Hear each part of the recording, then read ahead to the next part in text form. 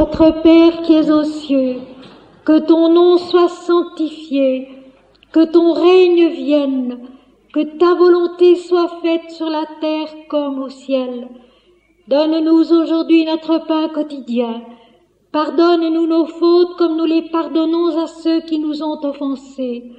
Ne nous laisse pas tomber dans la tentation, mais délivre-nous du mal, car c'est à toi qu'appartiennent le règne, la puissance et la gloire au siècle des siècles. Seigneur, merci. Seigneur, merci. Seigneur, merci. Non pas moi, Seigneur, mais toi, toi et toi seul. Gloire à Dieu, au plus haut des cieux, et paix sur la terre parmi les hommes, en tout lieu. Amen. Chers amis, tout d'abord, une très bonne année à chacun et à tous. Une très bonne année, ça veut dire une année pleine de courage, pleine de confiance, pleine de patience aussi, pleine de persévérance et pleine d'espoir, quoi qu'il arrive. Et puis encore à tous un très grand merci pour la superbe gerbe de fleurs que vous m'avez offerte le 18 décembre dernier. Les fleurs ont été superbes et elles ont duré longtemps. Merci. Merci aussi à tous les messages, à tous les petits cadeaux que j'ai reçus, petits ou grands. Merci infiniment. Je n'ai pas pu remercier chacun personnellement, alors je le fais ici, de tout mon cœur. Merci. Et j'espère que cette nouvelle année de travail ensemble va être toujours plus belle, toujours plus vraie, toujours plus profonde, toujours plus grande.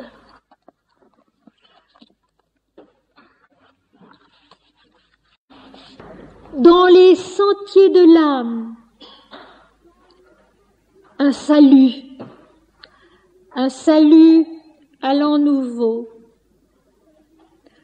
Passe, crépuscule des âges, comme un vaisseau sur la ligne lointaine où se projettent un instant nos cœurs. Nos cœurs épris voguent vers toi, aveugles, tâtonnant dans la lumière. Tout nous étonne et nous brisons nos membres à l'azur. Passe, crépuscule des âges, la grève nostalgique où piétinent nos vies salue ton bleu visage d'aube.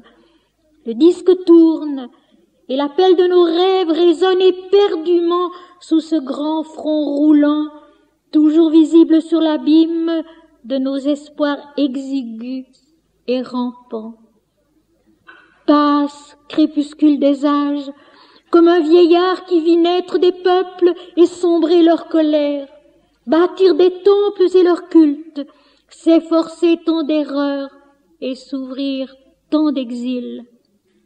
Passe, la ruine du temps s'achève en toi, et ton geste bénit la nuit de nos sueurs, ton geste de semeur dans les sillons entre les hommes. Passe, la ruine du temps s'achève en toi, et ton geste bénit la nuit de nos sueurs, ton geste de semeur dans les sillons entre les hommes. Ton pas lent nous essouffle. Nous forgeons ton destin avec nos jours blessés, et sur les corps béants de nos assassinés, tu rouvres le champ neuf, d'où la vie coulera avec l'or de nos blés. Salut, ô toi qui nous égares par ta splendeur trop haute.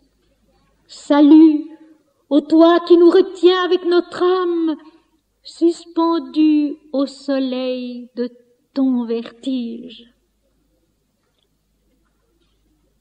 Le grand rêve est entré par la lucarne de mes jours. Le grand rêve a fait que le ciel tout entier a débordé de la lucarne, que le vent tout entier a donné des ailes à mes gestes et à mon chant, que toute la vie a envahi le jardin où s'éclosent les fleurs de mon pays d'amour. Et le pays entier est contenu dans la lucarne, le pays libre de ma joie. Et le pays entier est contenu dans la lucarne, le pays libre de ma joie. Mes amis, comme nous l'avions décidé à la fin du mois de décembre dernier, nous allons donc continuer le chapitre 6 de l'Apocalypse. Je rappelle très brièvement les débuts, l'ouverture des 4 premiers sceaux. Le premier, le cavalier blanc qui sortit en vainqueur et pour vaincre, qui est le plan matériel, concret, la base, le départ de toute l'aventure, de toute la montée, de toute l'évolution. La victoire de l'esprit qui s'inscrit au départ même de notre travail, de tout travail. La victoire de l'esprit. Au fond, si vous voulez, la Kundalini enroulée au bas de la colonne vertébrale dans le coccyx, qui lorsqu'elle part en vainqueur et pour vaincre. Le cheval blanc qui porte une épée, celle de la victoire. Et puis, le plan vital, le deuxième cheval, la deuxième énergie, puisque le cheval c'est l'énergie, la deuxième énergie, le cheval roux, le cheval de feu, du feu de la purification, auquel une épée est donnée, l'épée de la discrimination, l'épée du jugement intérieur divin qui doit nous enfanter de la dualité à l'unité. Et puis le troisième cheval, le cheval noir, qui est le cheval, l'énergie de notre ignorance. Celui qui le monte porte une balance. Il annonce des prix, des poids, des mesures. C'est notre ignorance mentale, dualiste, qui ramène tout en effet à des nombres, à des poids, à des mesures. Mais il est dit, tu ne feras point de mal à l'huile et au vin. Tu préserveras dans la vie incarnée l'adoration et l'ivresse de l'extase, le vin. Et puis le quatrième cheval, ce fameux cheval pâle, dont j'ai expliqué que le mot grec employé dans le Nouveau Testament, dans l'Apocalypse, c'est chloros. Chloros qui veut d'abord dire vert tendre comme celui des jeunes pousses. Et par dérivation, vert clair, et finalement, en ultime dérivation, gris terne, la couleur de la mort. Mais le deuxième sens de chloros, c'est vert, par opposition à sec, c'est-à-dire vivant, par opposition à la mort. Ainsi le cheval pâle. C'est le cheval de la mort qui porte la vie en soi. La mort qui n'est qu'une naissance à autre chose, plus loin, plus haut, plus vrai. C'étaient cela les 8 premiers versets du 6e chapitre de l'Apocalypse. Chapitre considéré comme une terreur. Chapitre d'un sacrifice, certes, mais sacrifice dans son vrai sens, qui est un chemin, une étape vers autre chose. Et chacun de ces moments, de ces 4 chevaux, de ces 4 énergies, animées sur le plan physique, vital, mental, spirituel, commence par cette parole « je regardais ». Nous sommes donc en pleine vision, mais non pas vision extérieure, vision intérieure. N'oublions pas qu'au 4e chapitre, nous avons vu le trône de Dieu, nous avons vu sa gloire, nous avons vu la révélation des 24 principes de la création et qu'ensuite au 5e chapitre, nous entrions dans l'adoration, le chant de louange total de l'être entier. Nous sommes donc maintenant sur un plan spirituel déjà, sur un plan de révélation intérieure et non pas sur le plan de quelque chose qu'on regarde extérieurement. Le regard s'est détourné de l'extérieur pour se tourner vers l'intérieur. Et à partir de maintenant, il faut se rappeler que tout ce qui est dit dans l'Apocalypse se passe dans la vision. La vision qui est au-delà du mental. C'est-à-dire dans cet énorme travail qui est déjà sorti du visible pour entrer dans l'invisible, cet énorme travail de transfiguration intérieure, de renaissance intérieure, le travail de la résurrection à la toute lumière de l'unité divine.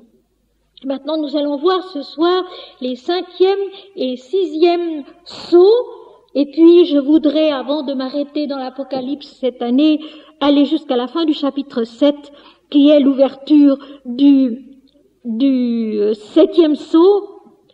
Non, même pas. Le 7e sceau, ce sera au chapitre 8, qui est la fin de l'ouverture des 5e et 6e sceaux, une sorte de terme bienheureux déjà à la fin du chapitre 7, après quoi nous passerons à un sujet hindou, à une Upanishad. Verset 9 du chapitre 6, quand il ouvrit le 5e sceau, je vis sous l'autel les âmes de ceux qui avaient été immolés à cause de la parole de Dieu et à cause du témoignage qu'ils avaient rendu. Verset 10, ils crièrent d'une voix forte en disant « Jusques à quand, Maître saint et véritable, tardes-tu à juger et à tirer vengeance de notre sang sur les habitants de la terre ?» Verset 11, une robe blanche leur fut donnée à chacun d'eux, et il leur fut dit de se tenir en repos quelque temps encore, jusqu'à ce que fût complet le nombre de leurs compagnons de service et de leurs frères, qui devaient être mis à mort comme eux.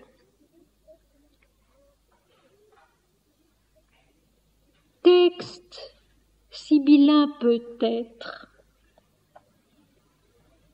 mais lorsqu'une fois pour toutes, on a admis que c'est une révélation de Dieu en l'homme, que c'est l'Éternel qui parle dans la conscience de l'homme, on peut tout au moins se donner la peine d'essayer de voir et de comprendre de quelle façon on peut comprendre ces textes spirituellement, intérieurement, en les dédramatisant, en les dépersonnalisant, au lieu de ne leur donner que leur sens concret, direct, sans autre.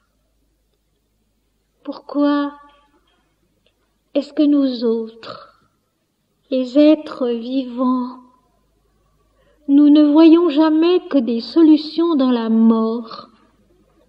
Pourquoi est-ce que nous n'avons pas assez confiance dans la vie?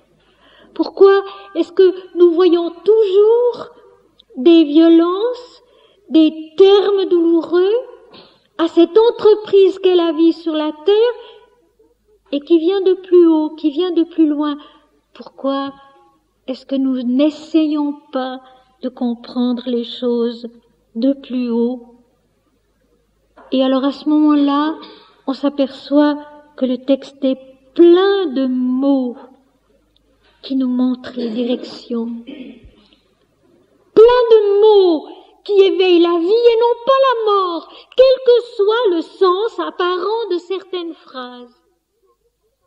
Et quand on a commencé ce genre de lecture-là, on s'aperçoit qu'il est insondable, qu'il est infini, et que la révélation commencée en ce temps-là par Jean à Patmos, reçue par lui, peut se continuer à l'infini, au travers de tous les temps, de tous les siècles, en chacun de nous. qu'un texte comme celui-là ne sera jamais épuisé, qu'il aura encore toujours quelque chose d'autre à nous dire. Et moi-même, qui le travaille maintenant depuis 20 ans, je le découvre à chaque fois nouveau, à chaque fois plus précis, à chaque fois plus riche, à chaque fois plus vrai. Quand il ouvrit le 6e sceau, 6e plan de la conscience, Vishuddha en sanskrit, 6e chakra, devenir parfaitement clair, parfaitement pur et blanc, et c'est un lotus à 16 pétales, donc la plénitude divine au 16e, dit l'Inde, de la divinité. Nous entrons donc à partir de là dans le plan divin, en sachant, et là je dirais que les textes sont admirablement clairs, il n'y a pas moyen de se tromper. Le travail n'est pas fini, il ne fait que commencer. Le travail n'est pas fini, il ne fait que commencer. Ayons cette humilité, cette simplicité, cette logique de nous dire que quoi que ce soit qui nous arrive intérieurement, ce n'est jamais la fin, ce n'est que le commencement d'un merveilleux travail qui ne finit jamais, puisque c'est l'infini lui-même. Quand il ouvrit le 5e sceau, Vishuddha, le plan divin maintenant, à partir de quoi nous allons devoir grandir, nous développer, être instruit par l'esprit. Et je pense que si on a un tout petit peu de bon sens, on peut se dire facilement que être instruit par l'esprit, c'est quelque chose qui n'ira pas vite, qui sera long, qui sera difficile, pas toujours clair, parce que nous en sommes très très loin de l'esprit. Toujours. Ça ne va donc être ni facile, ni très clair, ni très rapide. Lorsqu'il ouvrit le 5e sceau, je vis, je vois. Toute l'Apocalypse, c'est voir et entendre. Toute l'Apocalypse, c'est voir et entendre. Mais voir et entendre à l'intérieur de soi, et non pas à l'extérieur de soi. C'est exprimé avec des mots de la vie, ce qui est très bien, mais il faut savoir comprendre que derrière ces mots, ces apparences, ces images, il y a un sens premier, un sens intérieur, un sens qui est nourrissant pour notre corps, notre vie, notre intelligence, notre cœur, notre âme, notre esprit, nourrissant, qui nous apporte un pain de vie, qui nous apporte une eau de vie. Et c'est pourquoi cela est si beau, cela est si bon à entendre, parce que c'est toujours une parole de vie, d'espérance, quelque chose à faire, quelque chose à conquérir, quelque chose qui nous est donné d'avance, mais que nous devons quand même chercher et conquérir. Un travail qui nous comble et qui nous enrichit. Je vis sous l'autel les âmes.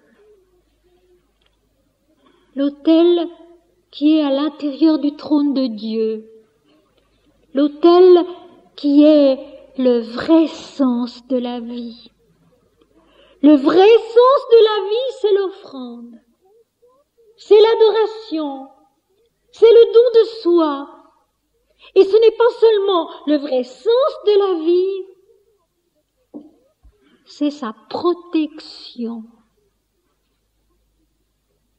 Quand on a perdu l'autel, quand on a perdu l'idée de l'offrande, quand on a perdu la notion du sacré et de l'adoration, on a tout perdu. On a tout perdu. L'autel, C'est toujours donc à l'intérieur du trône de Dieu, de la vision du trône de Dieu, à la fin du chapitre 7, on reviendra à ce trône de Dieu, il est donc toujours là, il est si vous voulez, la toile de fond de tout ce qui se passe après, les chevaux, l'ouverture des sceaux, l'agneau qui ouvre les 7 sceaux du livre, l'autel. La véritable signification de la vie qui fait que plus rien n'est un problème, puisqu'il nous est simplement demandé de donner à l'éternité, de donner à l'infini, de donner à la vie divine tout ce que nous sommes et tout ce que nous faisons. Et c'est le plus grand allègement qui soit. Je vis sous l'autel les âmes. Désormais, après les 4 cavaliers, le travail des 4 énergies sur les 4 plans de la vie, leur travail de purification, de réalisation, de révélation, soudain, c'est l'âme qui est dominante. C'est elle qui va déterminer le travail de tout le reste. Ce ne sont plus des éléments du physique, du vital, du mental, c'est l'âme. L'âme qui est Dieu, l'âme qui est la lumière, l'âme qui est le souffle, l'âme qui est l'unité. Je vis sous l'autel les âmes. C'est elles maintenant qui ont la première place, qui sont la dominante. On disait de Sri Ramakrishna que dans sa vie, rien n'a jamais été déterminé par quoi que ce soit d'autre que par son âme. C'est vrai. Quand on en est là, on est déjà bien heureux. Quand c'est l'âme qui domine et qui dirige et qui veut, et non plus les autres éléments de notre être et de notre vie.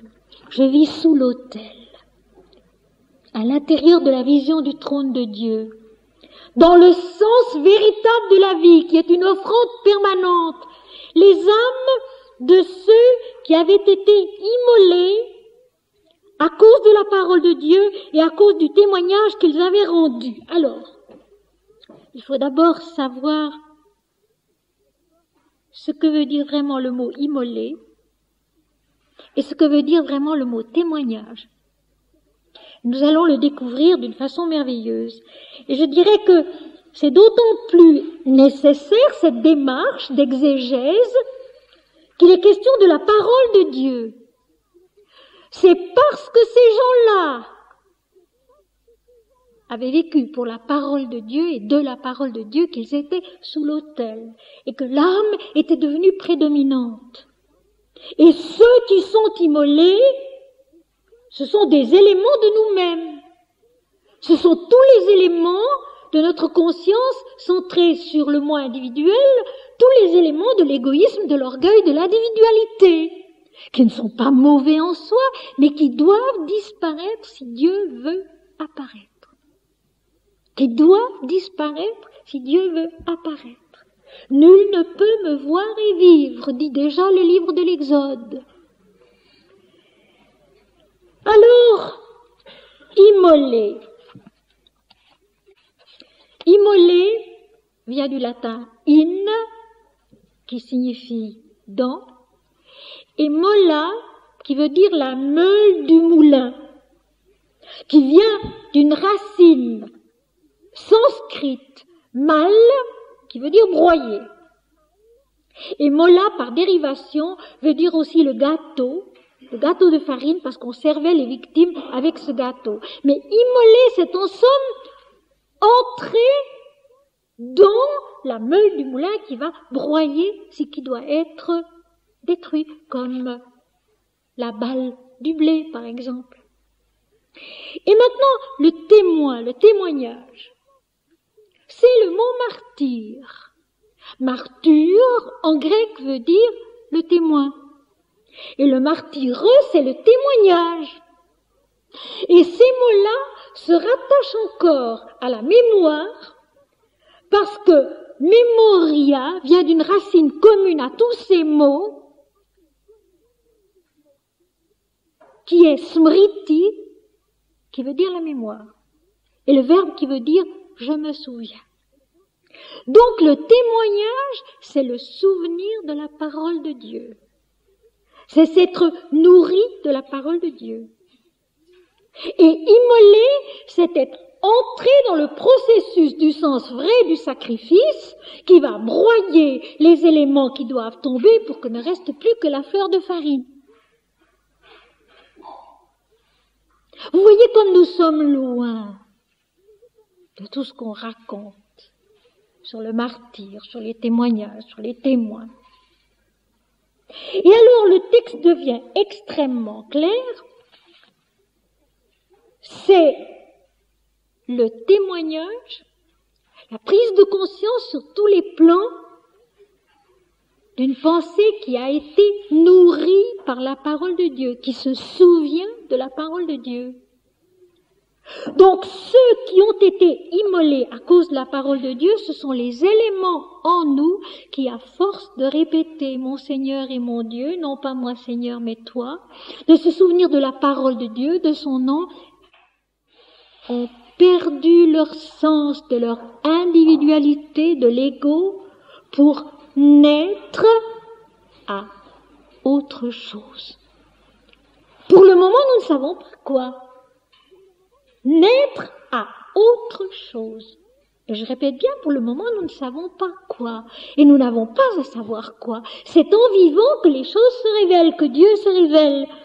Donc de ceux, les âmes, de tous ces éléments de notre être et de notre vie qui doivent être détruits, qui doivent disparaître à cause de la parole de Dieu, par la parole de Dieu, en se nourrissant de la parole de Dieu, et à cause du témoignage qu'ils en avaient rendu. Et ce témoignage qu'ils en avaient rendu, ce n'est pas à la foule qu'ils en ont rendu ce témoignage, mais c'est à eux-mêmes, à l'intérieur d'eux-mêmes. Ils se sont nourris, ils se sont souvenus de la parole de Dieu qui, en effet, nous transforme lorsque nous la pratiquons. Et ça, c'est une chose dont il faut se souvenir parce que c'est l'ABC de la vie spirituelle. La parole de Dieu qu'on répète, qu'on chante, dont on se souvient, qu'on se témoigne à soi-même. Parce que c'est en fait le seul témoignage valable, vous savez. Le témoignage qu'on se fait à soi-même. Le témoignage qu'on peut être pour les autres, ça, c'est Dieu qui s'en charge. Ce n'est pas à nous de le vouloir, ce n'est pas à nous de le faire, ce n'est pas à nous de le provoquer. Ce témoignage-là, c'est Dieu qui s'en charge. Et il se fait tout naturellement par ce que nous sommes, par ce que nous faisons, par ce que nous disons, par ce que nous pensons, par notre façon d'aimer. Mais ça ne nous regarde pas. Ceux qui ont été immolés à cause de la parole et du témoignage qu'ils ont rendu de la parole de Dieu. De ceux qui se sont souvenus, qui sont morts à eux-mêmes à cause du témoignage de la parole de Dieu qu'ils ont rendu à eux-mêmes. Dont ils ont nourri leur conscience, qui a permis à Dieu de les transformer. Parce que nous devons être transformés, mes amis. Ça, c'est une chose qu'il faut se mettre dans la tête. Qui que nous soyons, quoi que nous fassions, quelle que soit notre importance plus ou moins grande apparemment dans le monde, nous avons tous à être transformés jusqu'au bout, jusqu'au-delà du bout.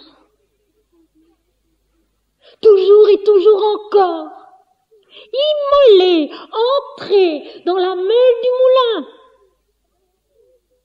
pour que la balle s'en aille, gicle, et pour que sorte la farine, la vérité.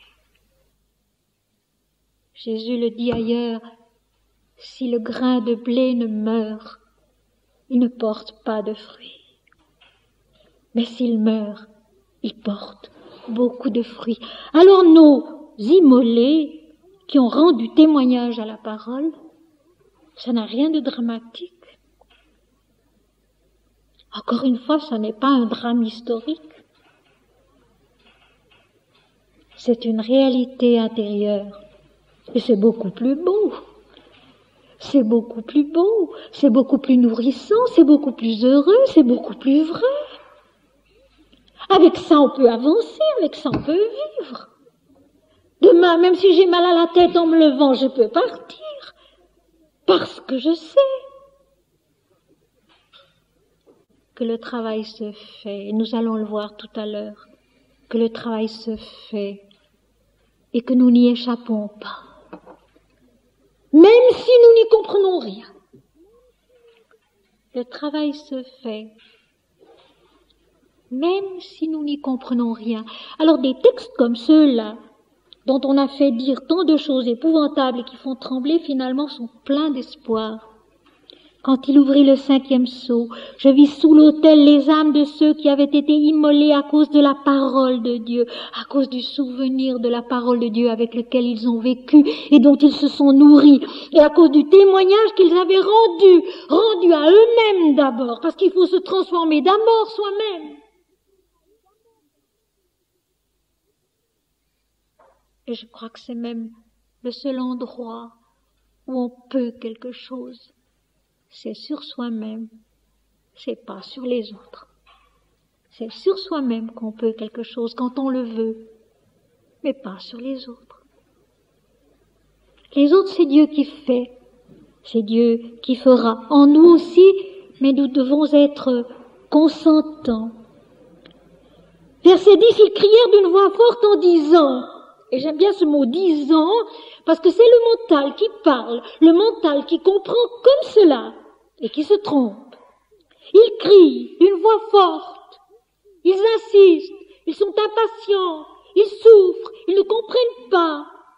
Jusque à quand, Maître saint et véritable, ils savent une chose.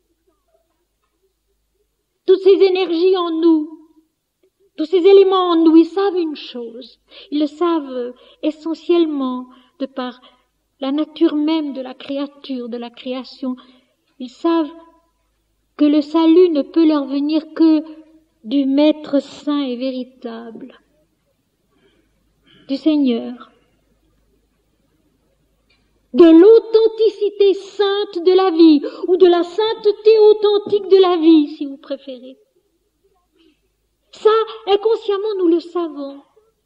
Jusque à quand tardes-tu à juger? Nous vivons dans le temps qui nous dure.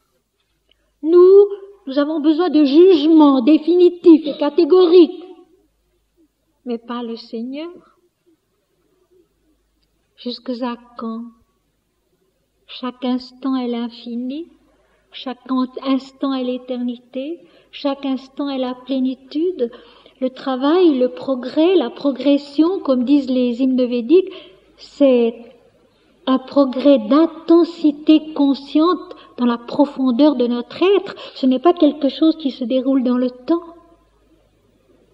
C'est une intériorisation, c'est un approfondissement, c'est une descente au fond de soi-même, c'est une montée au sommet de soi-même. Le temps nous aide, mais le temps n'est qu'une apparence. Tout était là déjà depuis toujours. Tout était là déjà depuis toujours. Tout est là à chaque instant. Et ce Maître saint et véritable, il est en nous-mêmes, il est nous-mêmes, il est notre propre réalité. Notre ignorance fait que nous appelons à l'extérieur, nous attendons de l'extérieur, alors qu'il s'agit d'un témoignage intérieur, qu'il s'agit d'une immolation intérieure, qu'il s'agit d'un souvenir de la parole de Dieu intérieur, et de l'apparition intérieure de la sainteté de la vie, de la vérité de la vie qui est Dieu. Tout est intérieur et tout est impersonnel.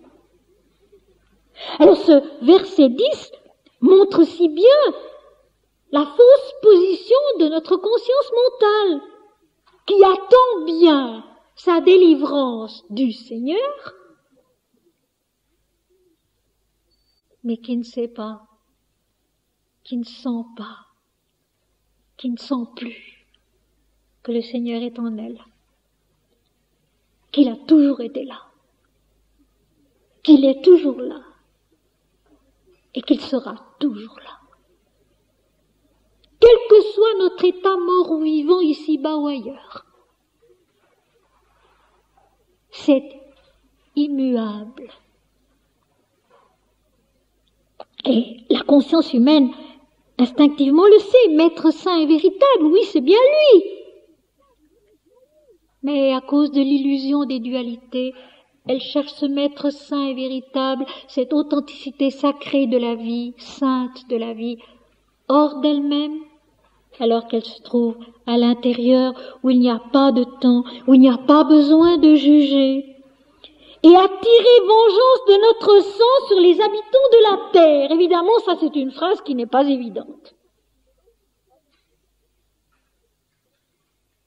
Rendre au sacrifice sa véritable signification de chemin, de progrès, d'étape à franchir vers autre chose que nous ne connaissons pas et qui se trouve à l'intérieur de nous.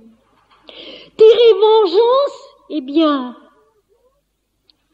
véritablement c'est ne plus considérer le sang comme le signe de l'individualité, mais au contraire de considérer le sang comme le signe de l'unité parfaite entre toute la vie et toutes les créatures. Ce sang qui n'a qu'une seule origine, qui est le même partout et qui coule dans toutes les veines.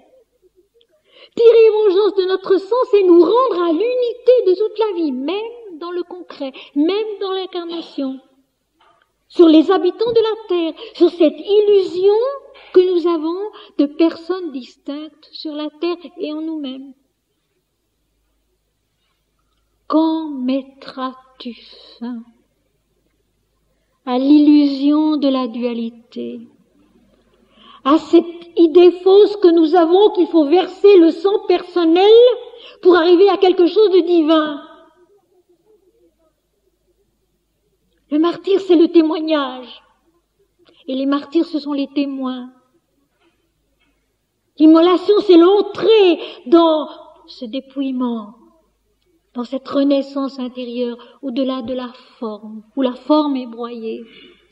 Tirer vengeance de notre sang sur les habitants de la terre, c'est mettre fin dans notre esprit, dans notre conscience, dans notre intelligence, dans notre cœur, dans notre âme, et même dans notre corps, dans notre vie, à cette domination souveraine des habitants de la terre. De l'apparence dans les dualités, du nom et de la forme, qui doivent disparaître si nous voulons que Dieu apparaisse en nous. L'homme ne peut me voir et vivre. Ça ne veut pas dire que l'homme sera foudroyé s'il voit l'Éternel, non. Cela veut dire que quand le regard intérieur de l'homme voit Dieu face à face, le moi individuel est déjà mort, est déjà silencieux, est déjà rendu à son repos. Verset 11. Une robe blanche fut donnée à chacun d'eux. La robe blanche, la nature du divin. La nature du divin est donnée maintenant à tous ces éléments immolés à cause de la parole de Dieu, à tous ces éléments purifiés, transformés à cause de la parole de Dieu, nourris, se souvenant de la parole de Dieu. Une robe blanche, la nature du divin. Mais ça n'est pas terminé. Ce n'est que le commencement d'un autre travail. Plus haut, plus difficile encore. Et alors je trouve merveilleux la suite de la phrase. Et il leur fut dit de se tenir en repos quelque temps encore. Il leur fut dit de se tenir en repos. Je trouve ça merveilleux. Et vous croyez vraiment que l'Apocalypse ne parle que de cataclysmes et de catastrophes avec des mots comme ça? Et je vous en ai déjà signalé pas mal depuis le commencement, vous êtes d'accord? Si vous réécoutez les cassettes ou si vous lisez mon exégèse spirituelle de la Bible, vous serez frappés aussi. Il y en a tellement de ces paroles merveilleuses dans l'Apocalypse qui n'ont rien à voir avec les catastrophes et les cataclysmes. Donc une robe blanche leur est donnée. Donc à tous ces éléments qui commencent à être immolés, purifiés, il est donné la nature divine, la blancheur de l'esprit, la vérité de l'esprit. Ils vont pouvoir avancer donc dans leur sacrifice en vérité, comme dans le colloque Indra Agastya, où l'ego avait voulu intervenir et faire sa petite histoire à lui, et où Indra l'arrête. Et il lui dit, mais laisse-nous faire à ta place ton sacrifice.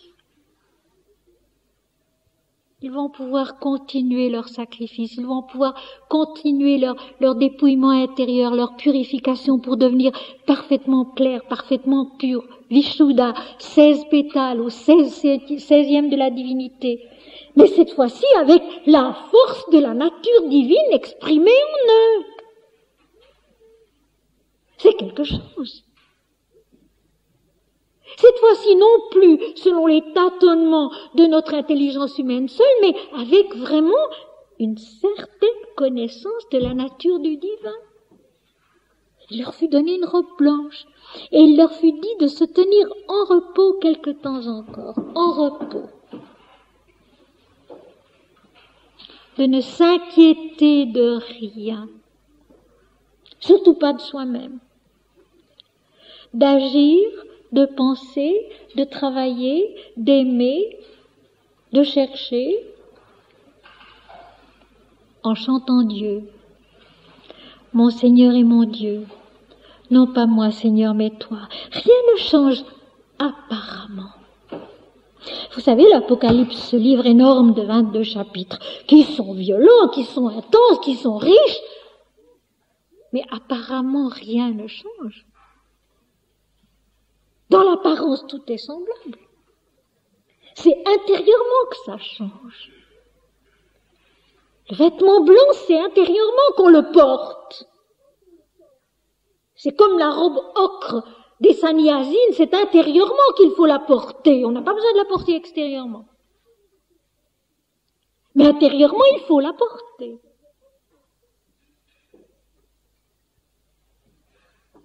Il leur fut dit de se tenir en repos quelque temps encore, en paix. Mon Seigneur et mon Dieu, notre Père qui es aux cieux, c'est toi seul qui sais, c'est toi seul qui fais, c'est toi seul qui es. Moi, je chante ton nom et je garde ta parole, et puis c'est tout. Et ça suffit. Ça suffit, mes amis.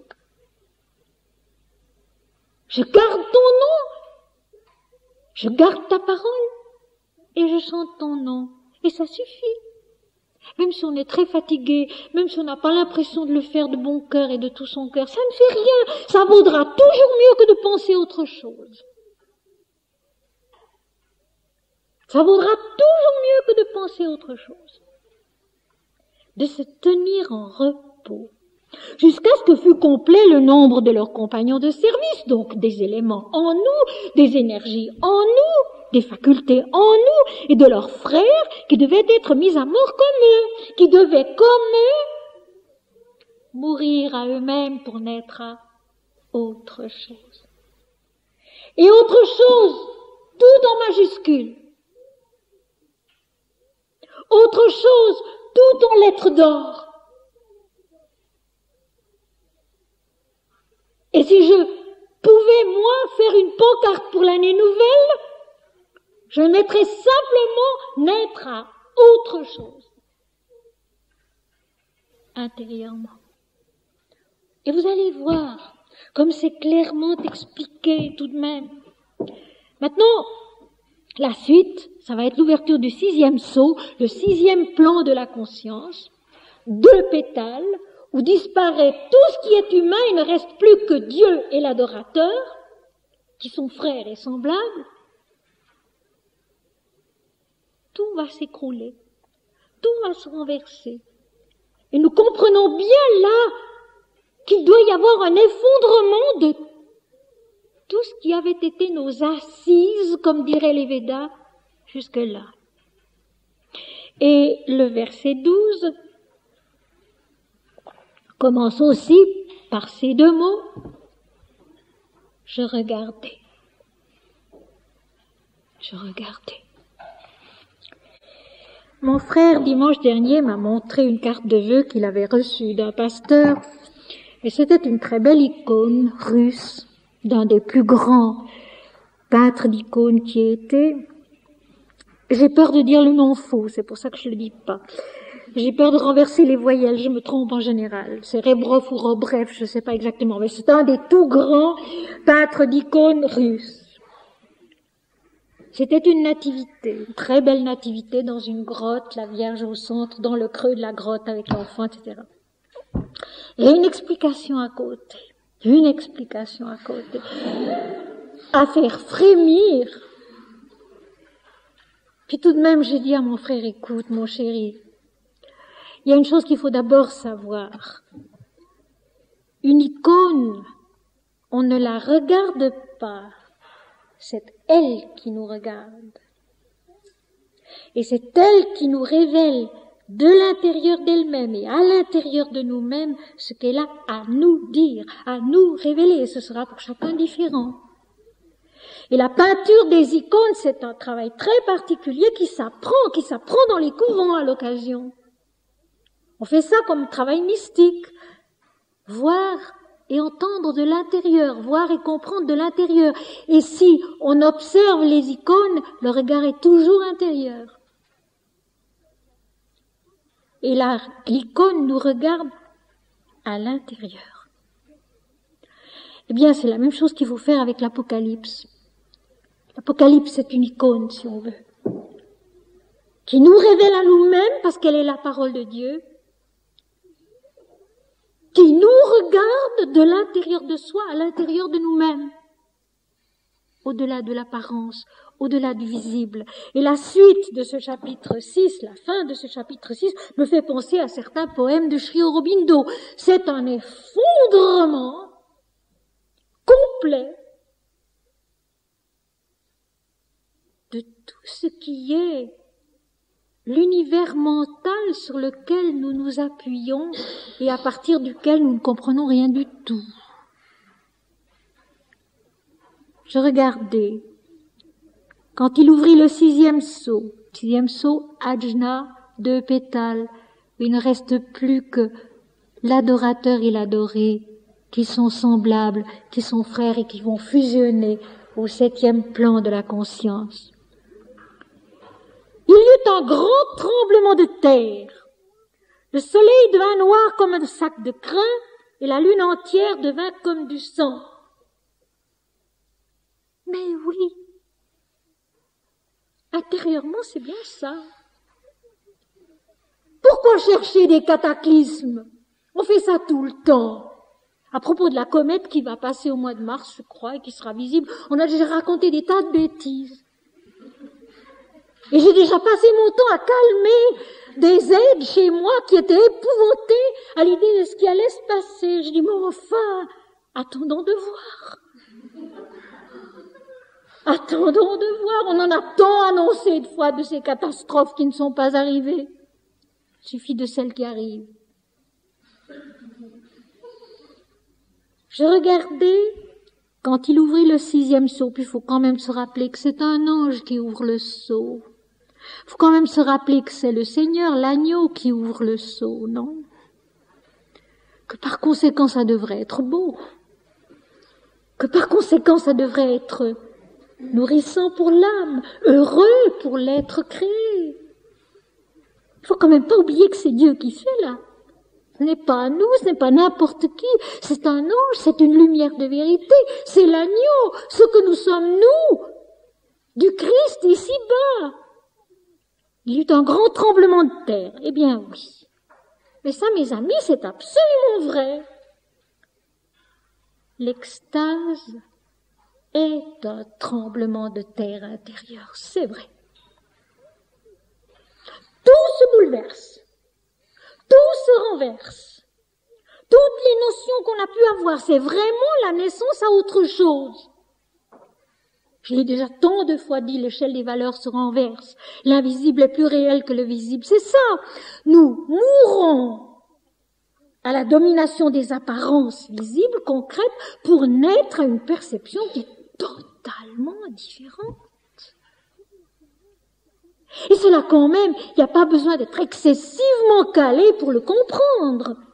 Un grand tremblement de terre, oui, toutes les bases de l'homme sont bouleversées. Mais mes amis, dans la vie, sur la terre, quand on avance, c'est la même chose. Il y a là des événements comme la venue d'un enfant, par exemple, qui sont un tremblement de terre, qui sont un bouleversement. Tout change. Et tout est ce qu'on n'attendait pas. Et tout est l'inconnu. Et rien n'est facile, mais tout est beau. Dans la vie humaine, c'est déjà vrai. Donc c'est encore plus vrai quand il s'agit de naître intérieurement à l'esprit, à un autre point de vue, à une autre façon de voir, de regarder. Ce tremblement de terre, il n'a rien de dramatique, il est normal, il est logique. Quand il arrive dans nos vies des événements aussi importants qu'une naissance ou une mort, c'est un bouleversement total de toute notre façon de penser, de sentir, de voir, de vivre, etc., etc., etc. C'est un tremblement de terre. Et voilà pourquoi l'extase n'est pas donnée à n'importe qui, parce qu'enfin, ça n'est pas simple à vivre. Ça n'est pas simple à vivre. Il faut pouvoir être assez fort et supporter ce bouleversement intérieur où vous allez le voir, plus rien ne tient debout. Tout s'effondre. Nos conceptions, nos croyances, notre foi, notre façon de travailler, notre façon de nous sentir nous-mêmes, notre façon de sentir les autres, notre façon d'essayer de concevoir Dieu, d'essayer de suivre Jésus. Tout cela est bouleversé, renversé. C'est le tremblement de terre général. C'est ça l'extase. Ça n'est pas confortable. Et surtout quand on en revient, ça n'est pas confortable. Il faut donc être fort. Il faut donc pouvoir le supporter, pouvoir le surmonter. Et des gens comme Sri Aurobindo et Ramakrishna l'ont dit. Mais ça, on n'y pense plus.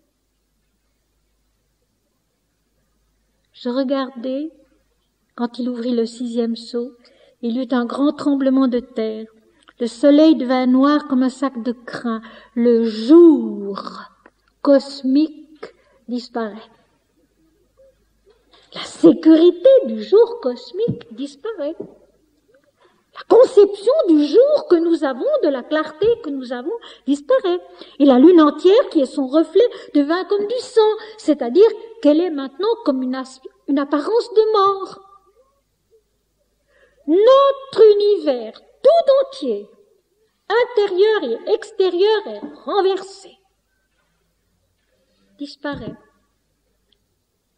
pour que Dieu puisse paraître, pour que la place soit nette, pour qu'il n'y ait plus aucune apparence, plus aucune illusion, plus aucune construction du mental. Et voilà pourquoi c'est tellement faux, mes amis, quand on vient vous parler de la vie intérieure, de la vie mystique, des extases et qu'on vous raconte qu'on voit ceci, puis ensuite cela, puis encore ça, puis encore ça. C'est absolument faux. Ce sont des idées, des choses dont il faut se débarrasser. Et là, dans l'Apocalypse, on nous en débarrasse très bien. Très bien. Le jour humain, mental, disparaît. La nuit mentale, humaine, disparaît. Pour que puisse être la nuit bienheureuse de la foi persévérante, où l'être entier se laisse guider par la vérité vers la vérité, même notre ignorance. Ça, c'est Saint Jean de la Croix qui parle. Et Saint Jean de la Croix, on peut le croire. Pour qu'à la place de notre jour, à nous, pour qu'à la place de notre nuit, à nous, puisse naître une fois un autre jour qui n'est pas encore là, mais puisse naître d'abord une autre nuit, qui est la nuit bienheureuse de la foi véritable, la foi avec un F majuscule, la foi persévérante et parfaite. Le sacrifice qui est l'étape, le chemin qu'on suit, où même l'ignorance suit les sentiers de la vérité. Nous avions vu cela dans l'hymne des 2 Ashwin.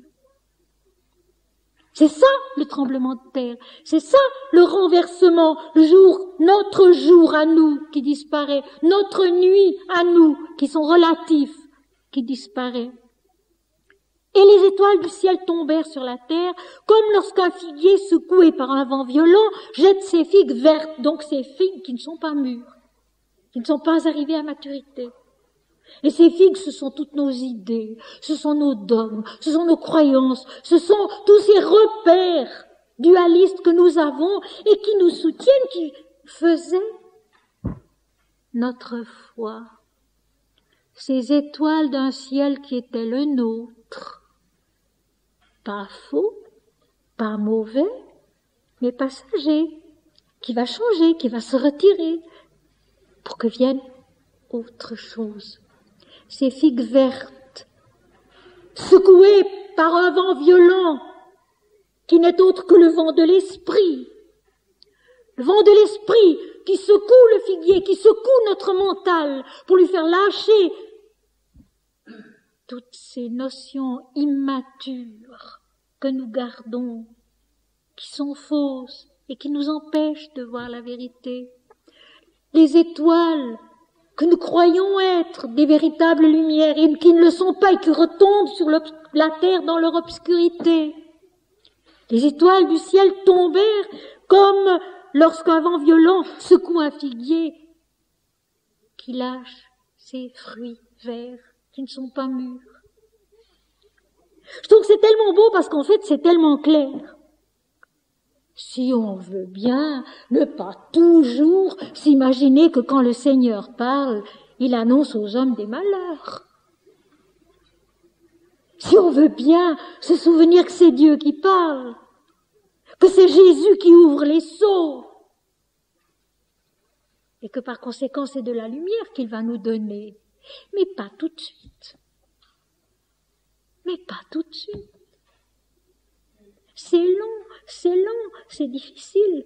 Et puis vous savez, nous sommes résistants. Nous sommes résistants. Le peuple au cou raide, ce n'est vraiment pas seulement les Hébreux. Vraiment pas seulement. Et s'il fallait encore une preuve qu'il est tellement faux de faire du peuple d'Israël un peuple à part, c'est bien celle-là. Le peuple au cou raide, c'est nous. Nous le savons bien.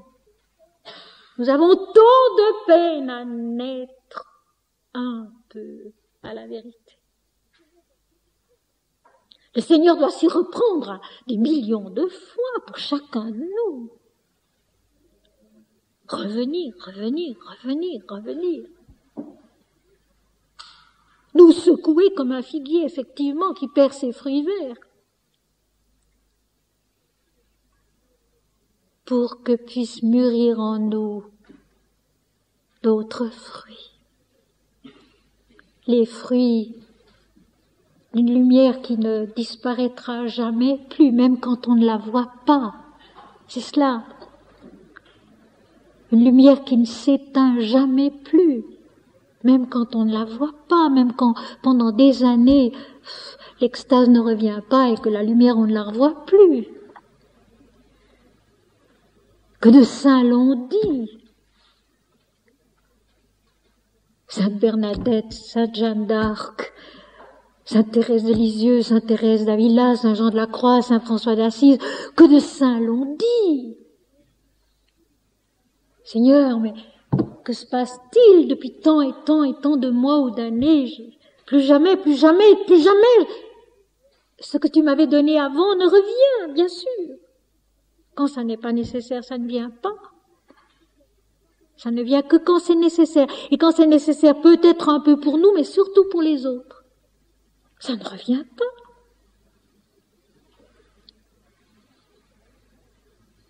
Pour que puissent naître en nous d'autres fruits, qui sont les fruits de la lumière qui ne s'éteint jamais plus, même quand on ne la voit pas.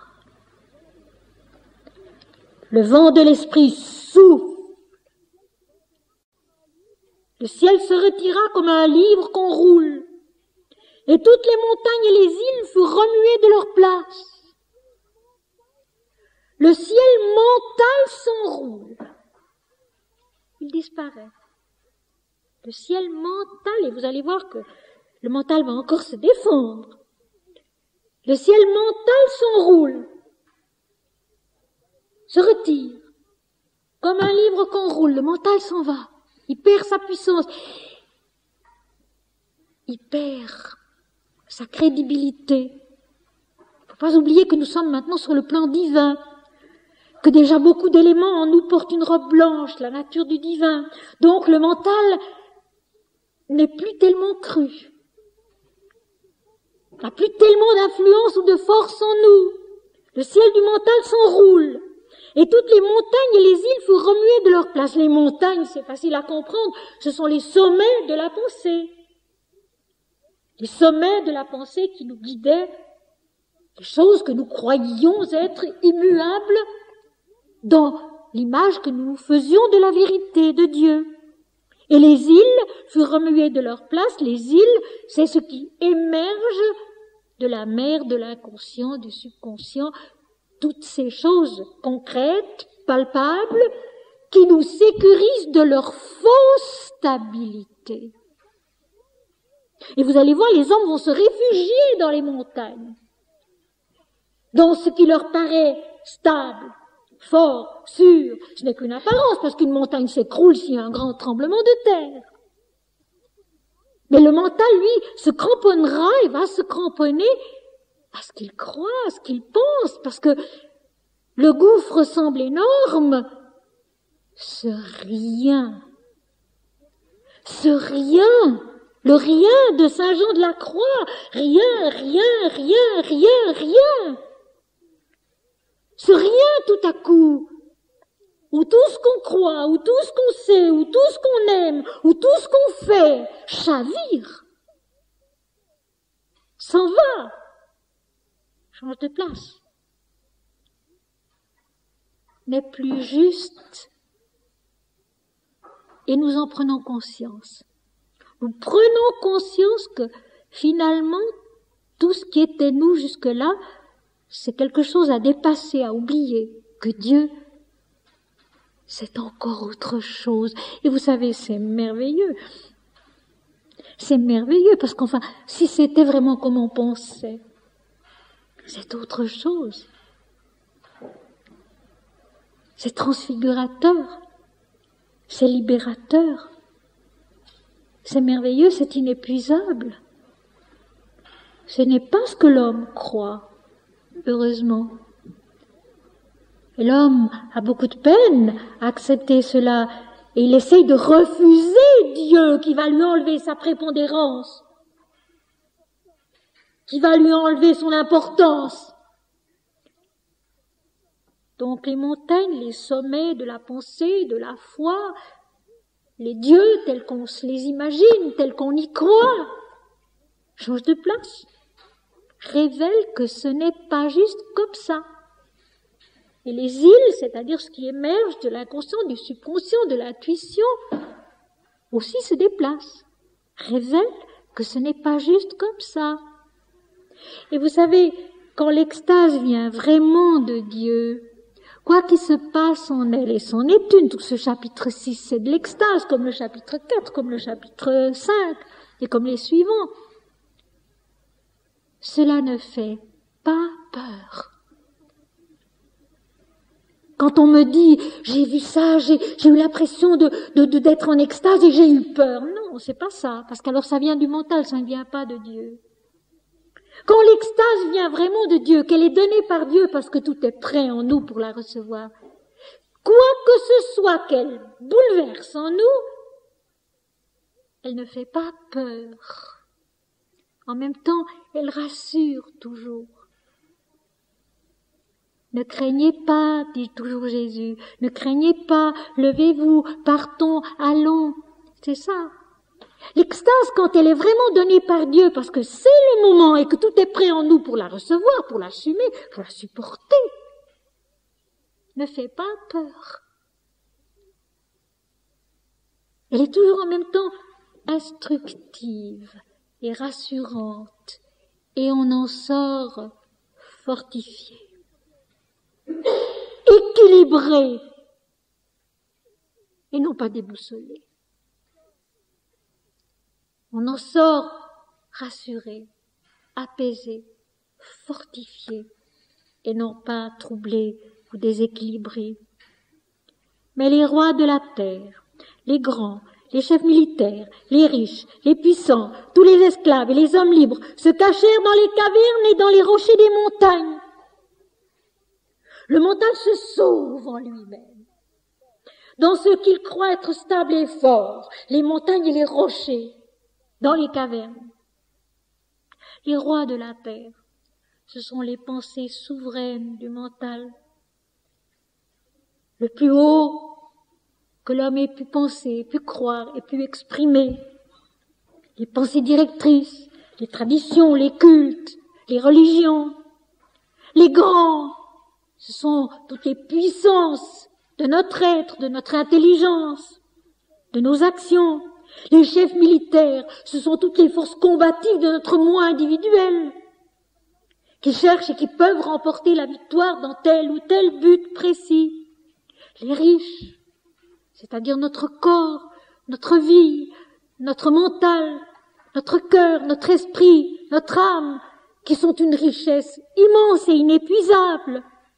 Les puissants, les énergies dominatrices de nos natures, tous les esclaves, sur tous les plans, les énergies, les éléments qui sont soumis à la domination des forces inconscientes et conscientes et subconscientes de notre être. Ces forces qui se déclenchent sans que nous y puissions rien et qui ne sont pas maîtresses d'elles-mêmes.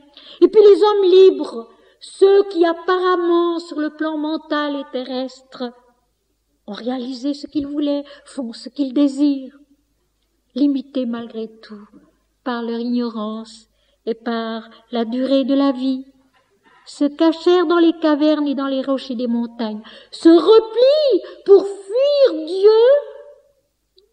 dans leur individualité, dans ce qui paraît stable, solide dans leur individualité, les montagnes et les rochers. Et il disait aux montagnes et aux rochers, tombez sur nous, couvrez-nous, ô nos idées, ô nos religions, ô notre foi, ô tout ce que nous croyons être grand et juste. Tombez sur nous et cachez-nous devant la face de celui qui est assis sur le trône et devant la colère de l'agneau. Si c'est clair quand on veut bien lire.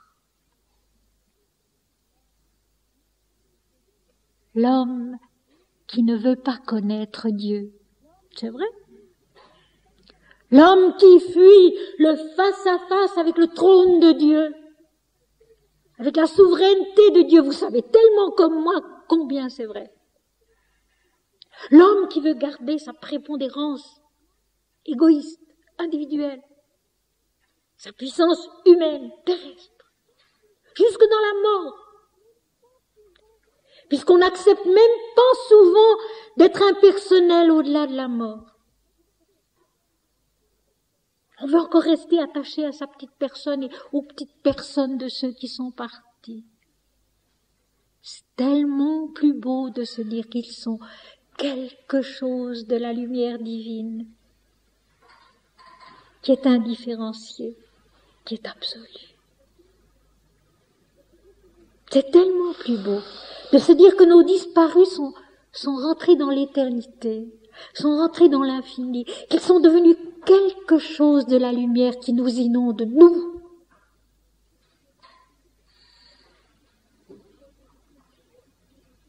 Il disait aux montagnes et aux rochers, tombez sur nous, cachez-nous devant la face de celui qui est assis sur le trône et devant la colère de l'agneau. Alors cette colère de l'agneau, qu'est-ce que c'est?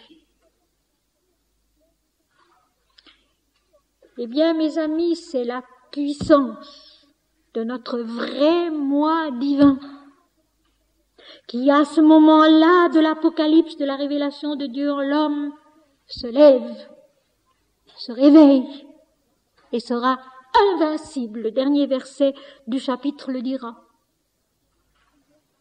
L'homme qui ne veut pas se trouver face à face avec celui qui est assis sur le trône, le souverain de la vie, le saint et le véritable, ou si on veut encore impersonnaliser davantage, la sainteté, la vérité, l'éternité, la souveraineté de la vie. Le moi individuel, l'ego, mais nous le savons ça, à quel point nous avons de la peine à accepter de ne plus jamais penser moi-je, ni pour nous, ni pour les autres, ni en nous, ni chez les autres. Ne plus jamais penser moi-je, ne plus jamais croire moi-je.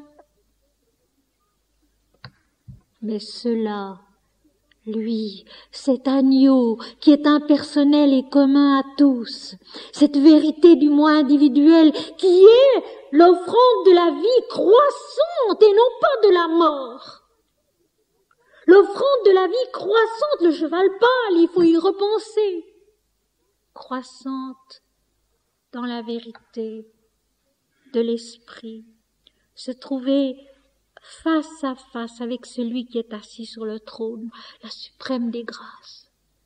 Face à face où le moi individuel disparaît et où il n'y a plus que l'agneau, le moi véritable, qui nous montre le chemin. Le chemin de l'immolation, oui, qui est en même temps le chemin de notre croissance infinie. Rappelons-nous de cela. Le chemin de l'immolation, oui, d'entrer dans la roue du moulin qui broie le blé, qui chasse la balle et qui garde la farine.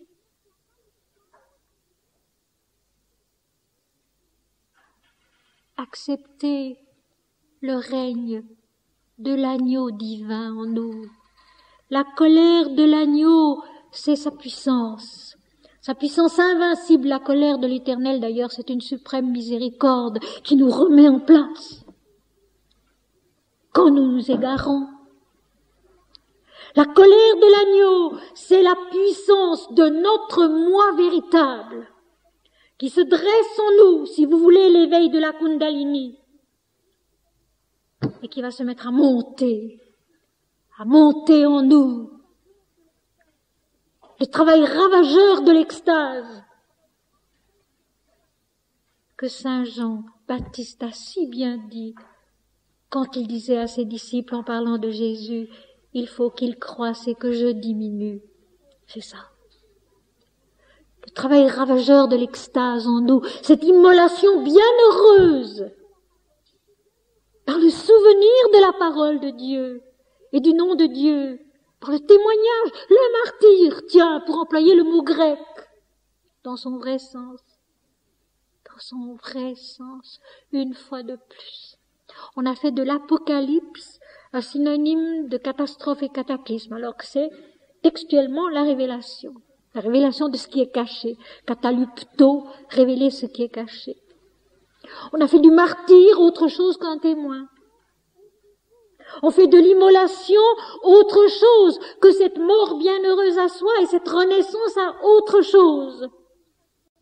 Car le grand jour de sa colère est venu et qui peut subsister. Le grand jour de sa révélation miséricordieuse est venu et qui peut résister à la victoire du cavalier blanc, qui est l'agneau, qui est l'Éternel Dieu. Et voilà un chapitre, le 6e chapitre de l'Apocalypse, qui paraît effroyable et qui est transfigurateur. Transfigurateur. Face à face avec celui qui est assis sur le trône, donc face à face avec Dieu, avec la vérité, avec la sainteté de la vie, avec notre nature réelle, face à face avec la puissance de l'agneau qui est notre vrai moi, qui va se lever et conquérir tous les plans de la conscience et de la vie et devenir ce que nous sommes. Car le grand jour, la grande lumière révélatrice de sa colère est venue. Et qui peut subsister? Rien de ce qui s'attache au moi individuel, à l'ego. L'âme seule va naître à sa réalité. Et puisque nous avons encore quelques minutes, je passe au chapitre 7, les 2 premiers versets. Après cela, je vis 4 anges debout aux 4 coins de la terre. Ils retenaient les 4 vents de la terre, afin qu'il ne souffle plein point de vent sur la terre, ni sur la mer, ni sur aucun arbre. L'immobilité. Ça aussi, c'est tellement fabuleux de logique. La colère, le grand jour de la colère de l'agneau est venu. Et rien ni personne ne pourra subsister, rien ne pourra résister. La puissance de la révélation du vrai moi qui est Dieu en l'homme va venir.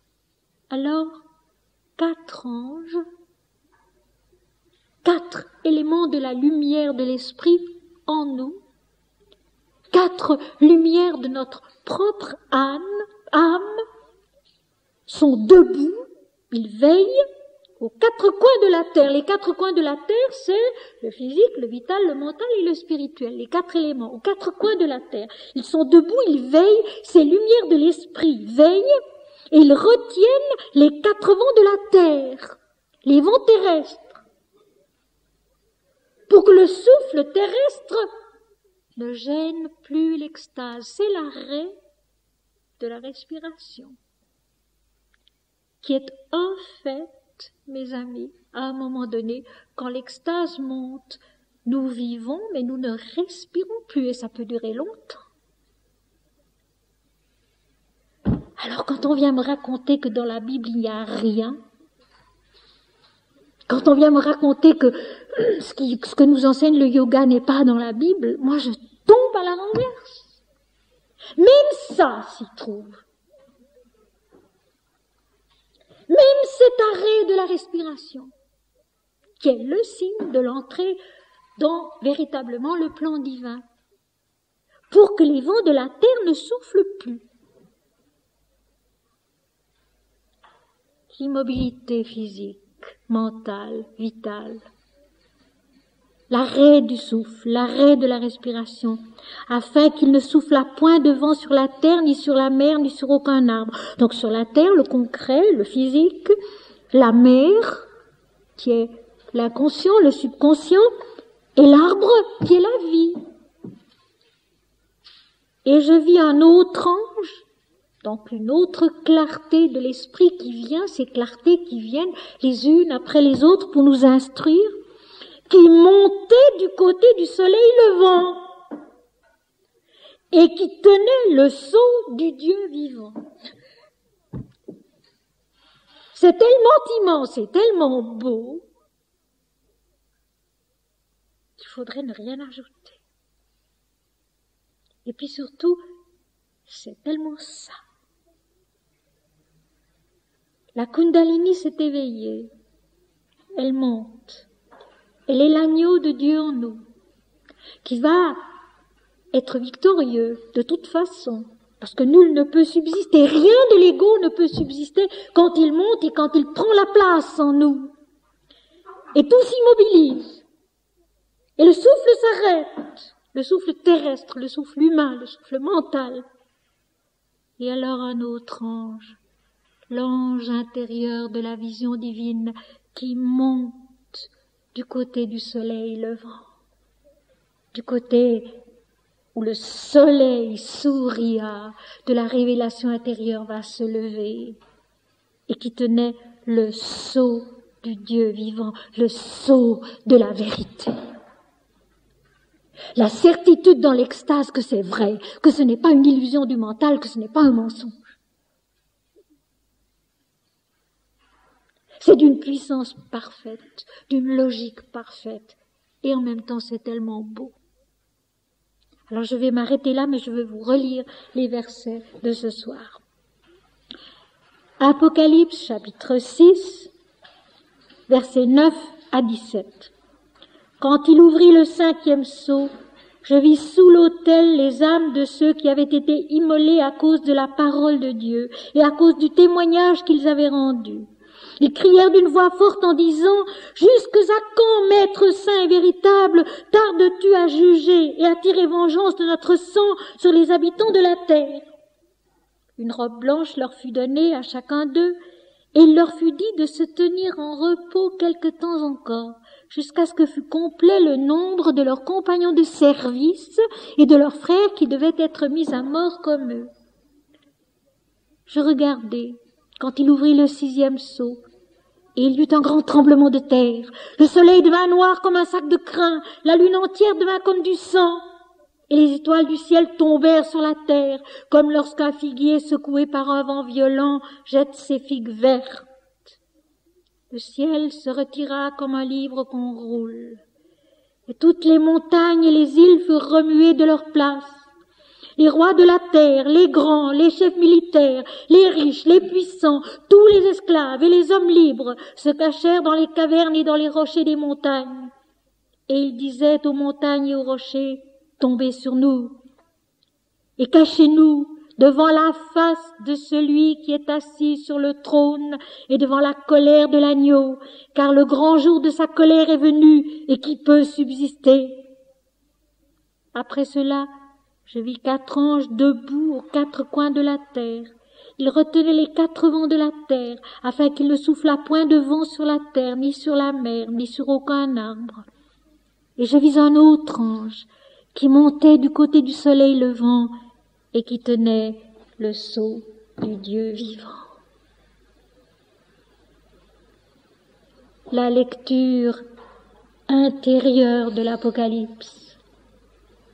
Le dévoilement d'une extase, son processus révélateur et instructeur sur tous les plans, avec une minutie, une précision, une harmonie, une beauté parfaite.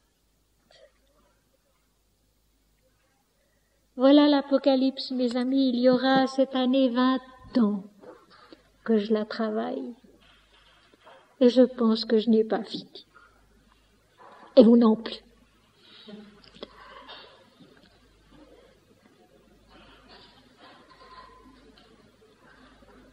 Notre Père qui es aux cieux, que ton nom soit sanctifié, que ton règne vienne, que ta volonté soit faite sur la terre comme au ciel. Donne-nous aujourd'hui notre pain quotidien. Pardonne-nous nos fautes comme nous les pardonnons à ceux qui nous ont offensés. Ne nous laisse pas tomber dans la tentation, mais délivre-nous du mal, car c'est à toi qu'appartiennent le règne, la puissance et la gloire au siècle des siècles. Car le grand jour de la colère de l'agneau est venu, et qui pourra subsister? Rien de notre égoïsme et de notre orgueil, pour qu'en nous-mêmes puisse apparaître autre chose. Dieu, comme il voudra se révéler à chacun d'entre nous. Dieu, comme il voudra se révéler à chacun d'entre nous. Mais si vous remarquez, l'Apocalypse ne précise rien. Il n'y a que des noms communs. Et puis il y a Dieu. Dieu qui est tout. Et Dieu qui est totalement à chacun de nous. En chacun de nous. Alors la prochaine fois, j'espère pouvoir traiter tout le chapitre 7 que nous avons donc juste commencé aujourd'hui, et puis ensuite je passerai à une Upanishad.